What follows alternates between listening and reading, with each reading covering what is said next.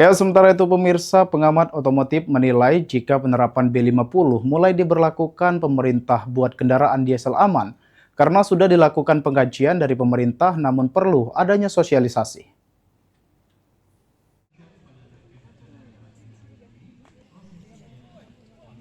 Pengamat otomotif menilai pemerintah telah mengkaji penggunaan B50 sebelum diterapkan pada kendaraan diesel. Dan hingga kini belum ada laporan keluhan yang berarti dari masyarakat terkait penggunaan B50.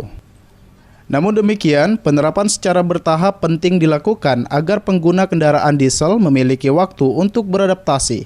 Selain itu, pemerintah juga terus mengencarkan sosialisasi agar masyarakat memahami keamanan dan penggunaan B50.